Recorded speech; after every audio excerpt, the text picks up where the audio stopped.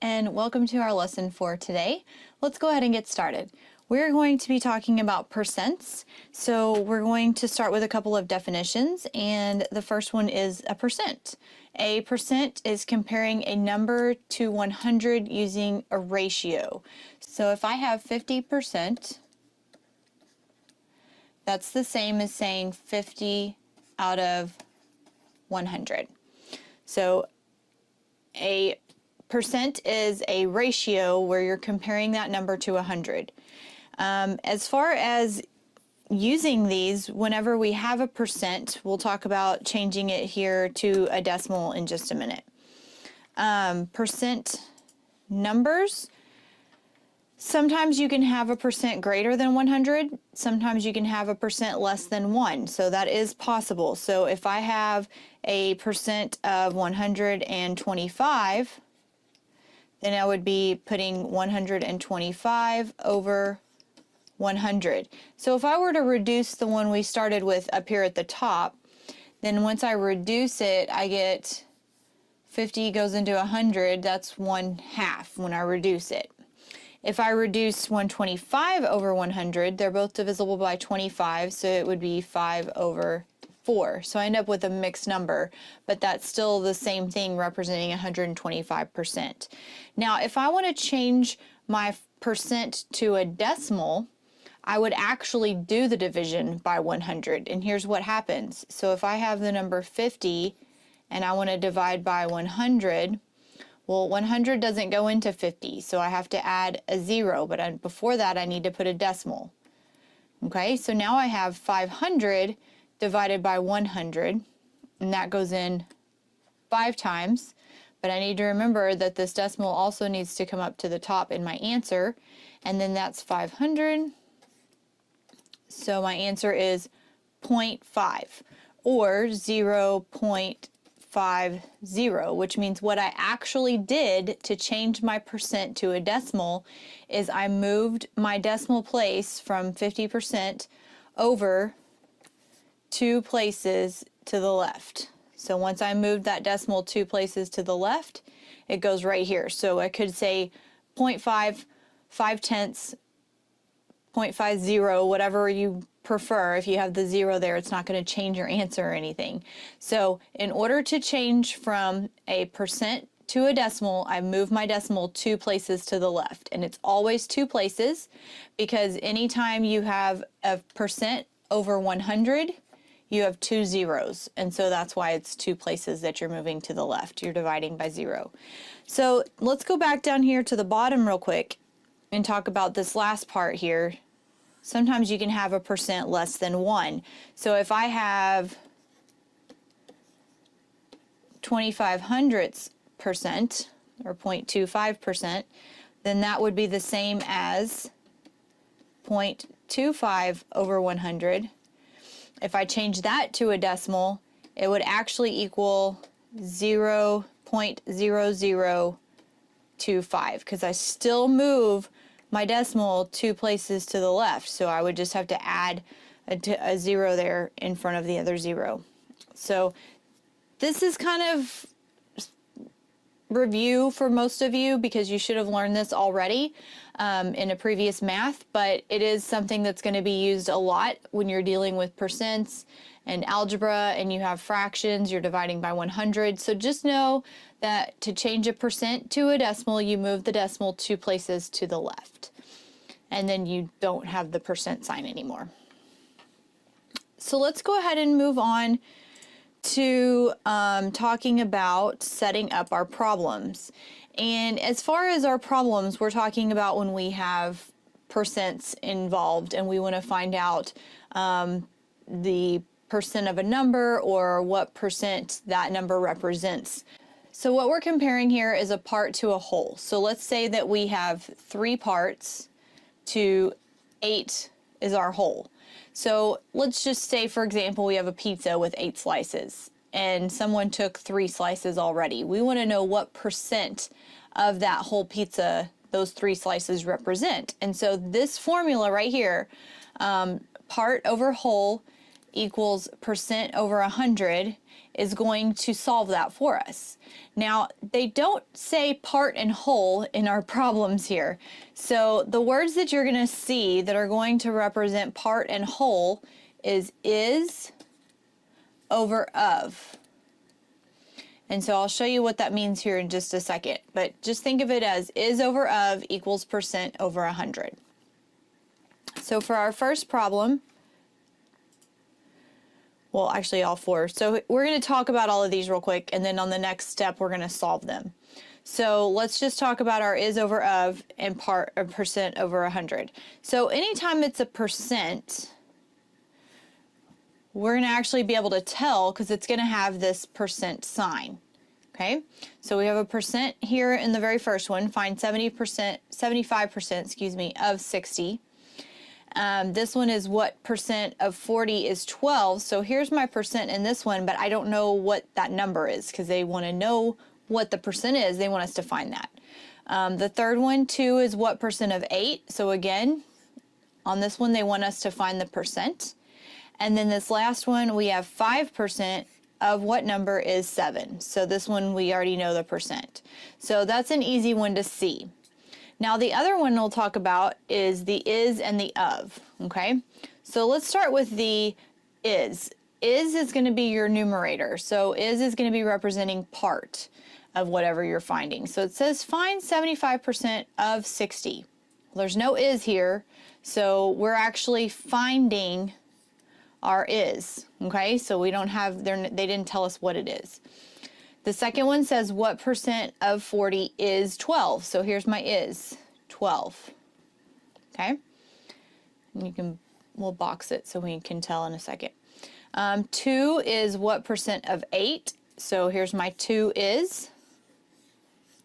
And then for the last one, 5% of what number is 7. So do you see already how I said you don't have part and whole in your actual problems? It's going to say is and of. They want to know what percent is this number of this number. Is your part, of is your whole. So let's go on to find our ofs. And so in this first one, we have find 75% of 60. Okay? And then the next one, we have what percent of 40 is 12. So of is 40. Number 3, 2 is what percent of 8, okay? And then the last one, 5% of what number is 7. So our of what number is what we don't know yet, all right? So this is just recognizing all the parts. So now we need to set up these problems and solve them. So let's move on to the next step. And I have the same problems written out. And I have our formula up here in the top. So let's go back through it real quick. So our percents are going to be yellow. So we have, so we have the same problems here, and we have our formula up here at the top. And so our percents are yellow. These other two, we didn't know what it was, so we had to find it. Our is going to be blue. And our of is going to be red. So is here. Oops. Is 2 is, and is 7. So this one we have to find it.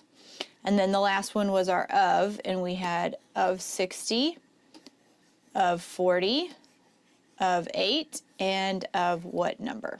So let's set these up. So our is on the first one is what we're finding. So that's going to be our unknown. So we're going to put a variable there. We'll just go with x. And then our of is 60. Our percent is 75. And then it always goes over 100. So that's never going to change. Okay? Now, how do we solve this? Well, let's go back to a previous lesson. If you missed it, you can find that linked below, but we're going to solve a proportion. So I'm going to cross multiply, and then I'm going to write this out. So I have 100x equals 75 times 60 75 times 60 equals 4,500. And then we're going to divide by 100. So in this case, x equals 45. So our is 45. All right. So then we're going to set up the next one. So the next one, same formula, is 12. We always have 100 in the bottom here. Our of is 40, and our percent is our unknown, so that's where our variable goes. Okay? Back to the beginning, we're going to cross multiply, same thing as before.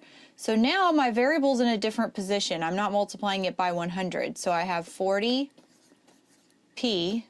equals 12 times 100, which is 1200. And then we're going to divide by 40 on both sides. We have to cancel it out. And now 1200 divided by 40 is 30. So now let's go back and answer our question here.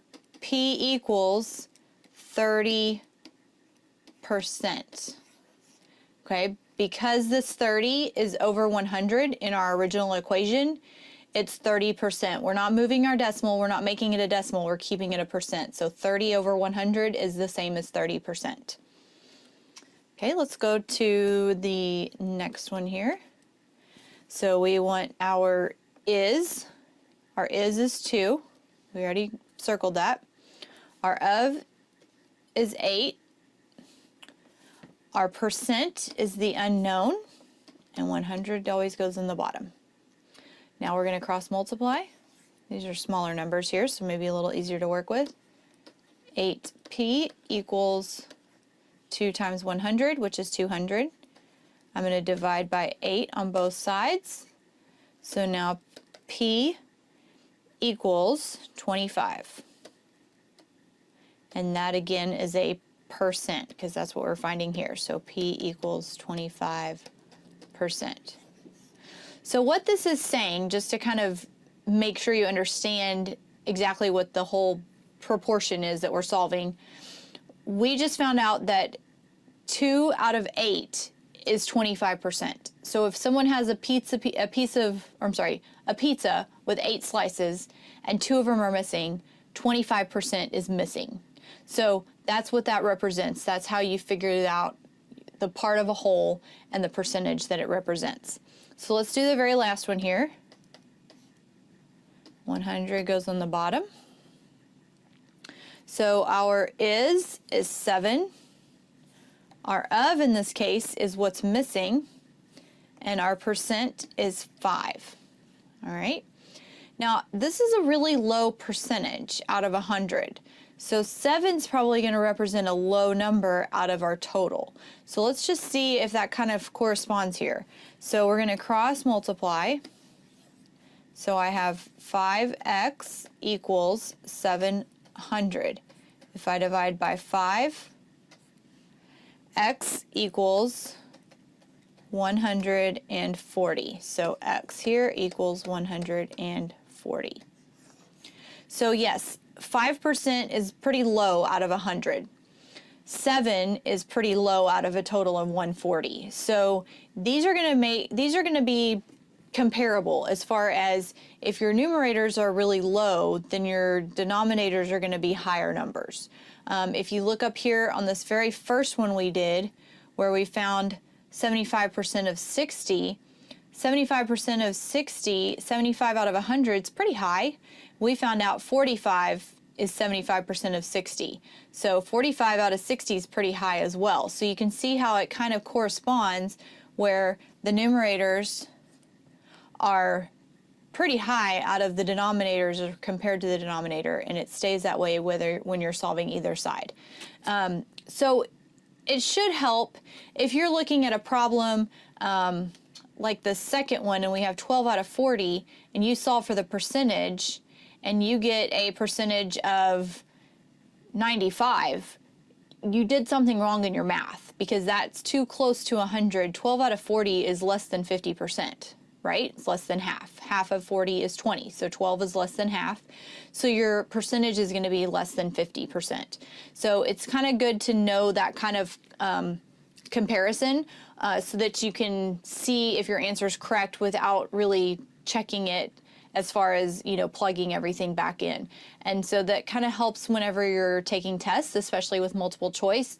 If you have several numbers that are really high and seem really off from what the answer should be, you can actually narrow it down pretty easily as to which ones are not the answer. And then you usually have maybe one or two to choose from. So it is good to see comparisons like that and to notice when we're talking about percentage and parts of a whole that those do correspond with each other. So I hope that this lesson has helped you in understanding percents a little better, solving as far as changing a percent to a decimal, which is pretty simple. We just move the decimal 2 places to the left.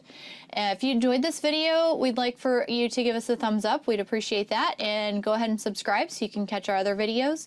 If you need to see any videos that relate to this, you can find those links below. We hope that you have a great day. Thanks for joining us. Bye.